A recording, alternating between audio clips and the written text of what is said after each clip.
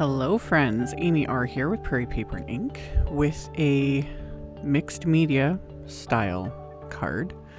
I had a bunch of supplies sitting out from the last, I'm not going to say project, several projects, weeks, whatever.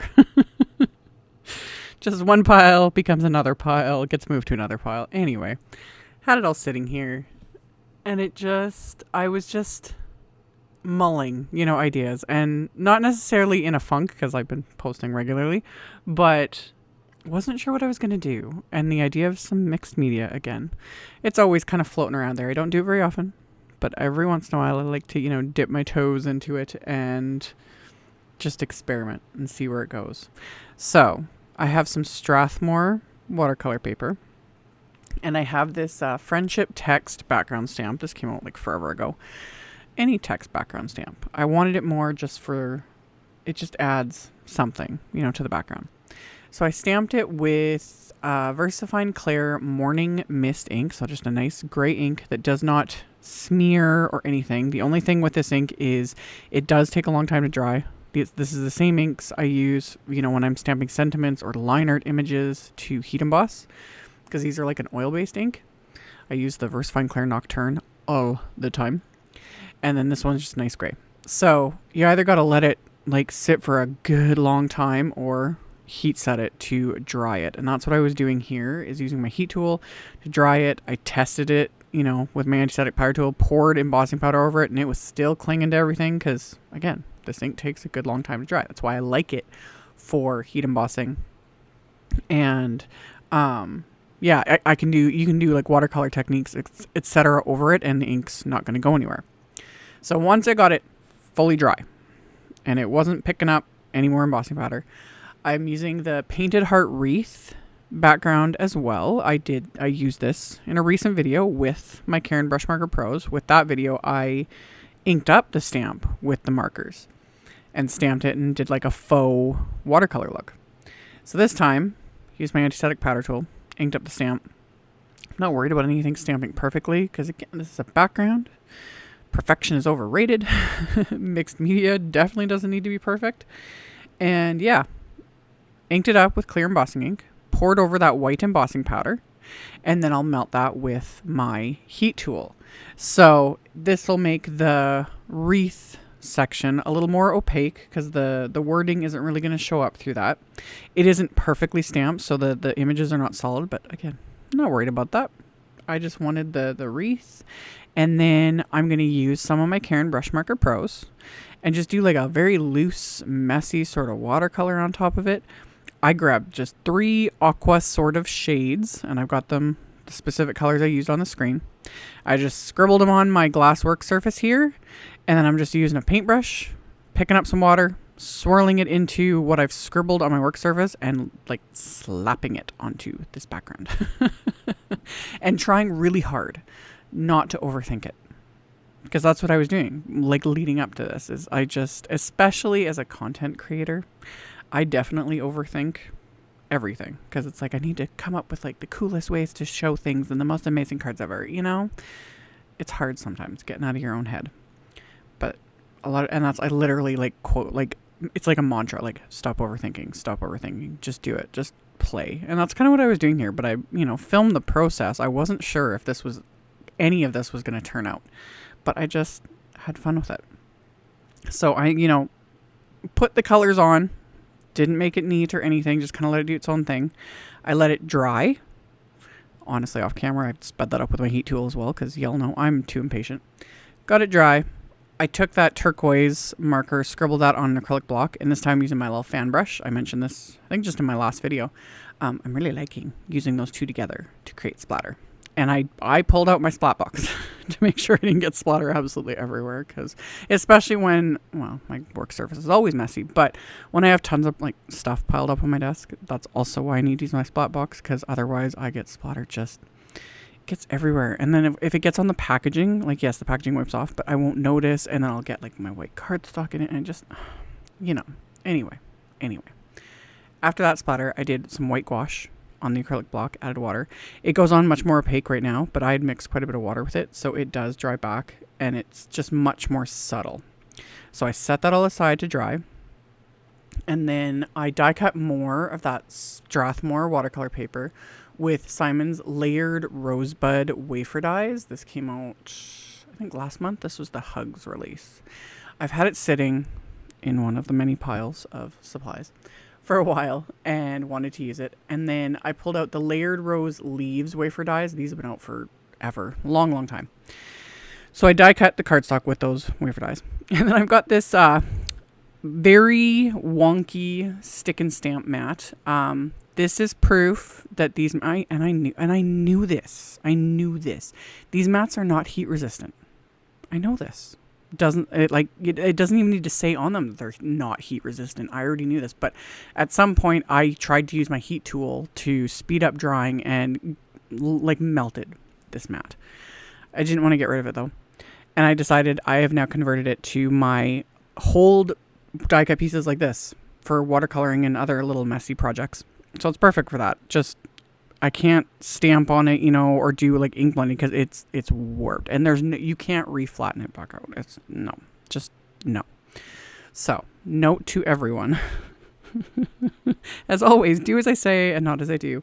Do not try to heat emboss anything or use your heat tool on these stick and stamp mats. They're not meant for heat. Anyway, it's coming in handy though. So it's holding all my pieces, and then I'm just using the Karin Brushmarker Pros, coloring on them, moving the color with water. And just like my last video where I watercolored with them, that heat embossed image, this is simple.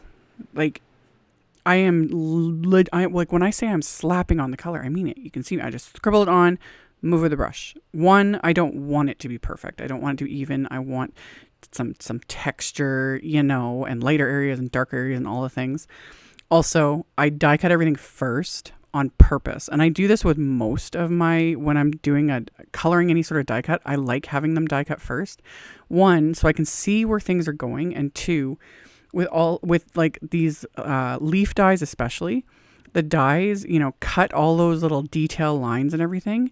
So then when you add color to that, it soaks into those areas, or, if you're inking with it, the ink can, go in the different little areas, and you get that really neat look versus, putting color on a background and then die cutting it. Nothing wrong with that either. It just depends on what you want to do, what look you're going for. But yeah, because I've had people ask me that a lot. It's like, why don't you just do a larger piece first with sprays or watercolor or whatever, and then die cut it? Well, this is usually why, because when I can see the actual finished little piece, it's, I can choose. It's like, oh, this spot I want darker or lighter, or just let it do its thing. Yeah. So that's the thought process behind it. Again, do what works for you. If you want to do a whole sheet of cardstock or watercolor paper, and add color and smushing and all the fun things and then die cut it, totally. Because that would probably turn out amazing too. Whatever works for you. So I assembled my little rosebud here, and it's super easy. Everything kind of fits together, and I just followed the packaging. It is really easy to assemble. And then these leaves, you can do either or. You can just leave them as is, or you can add, because it die cuts the half piece that you adhere on top. So this works really well if you want to die cut multiple colors of cardstock or different shades of greens, whatever. And then you lay them together and you get that two-tone.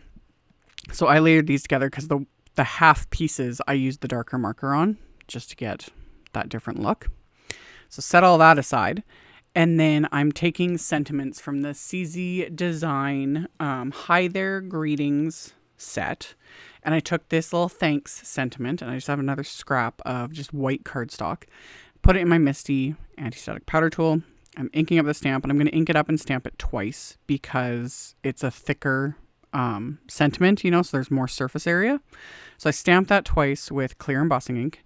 And then with this, I'm using Simon's gold embossing powder, melting that with my heat tool. And then I'm going to die cut this with the coordinating wafer die. So I'll tape that wafer die into place and then run that through my die cut machine. So I've got my main sentiment, and then off camera I did stamp. There's a little for everything sub sentiment, but I'm not, in the end, didn't use that on the card. So then went on to the inside of the card. So my card base is going to be a top folding A2 white note card. I masked off at the score line with some Post-it tape so that the stamp doesn't go past that. And then I'm inking up that friendship text stamp again. This time I'm inking up with Simon's Seafoam Positively Saturated ink, just nice pale aqua, so that it's not too distracting. I can write over this, you know, no problem. And then put the card base right on top of the stamp, some scrap paper just to keep me from getting ink, again, everywhere. Remove the Post-it tape, and then I'll put this in my MISTI, and there's a little sentiment from that same Hi There greeting set that says "You are the best," and it's the same font as the thanks, so it's perfect. So I line that up, and I'm stamping that with Simon's Amethyst Positively Saturated ink. So I've got the light aqua and then the purple for the sentiment. It just ties together with the front. And then the other thing I did is I die cut some vellum with the, what did I use for that one? The etched Laurel Leaves wafer die. And the thing with that, that's another wafer die that like pierces a ton of detail into it. So the cool thing with that was because it does all that, it warped. It's not like warped, but it's the best way to describe it. It warped the vellum through while die cutting. Like I didn't do anything to it, so the vellum, like all the leaves are kind of curled up, which I was like, ooh, this is fun extra texture that I did nothing to create. Love it. So all I did to adhere the long sprig of vellum, I used a bit of my Spellbinders tape. It's more than enough. And then the other leaves that get glued on top hold it in place. So then I glued the leaves. The little rosebud I adhered with some foam squares and some adhesive, and then the sentiment I'm going to adhere, and then that little for everything, I had cut them apart, but they didn't fit, and I was frustrated with it. So I took that out of the video because I tried to make it fit, and I was getting annoyed, and I was like, I don't need this, you know, I don't need it. So I removed it, adhered the panel, which I ended up die cutting with a rectangle wafer die.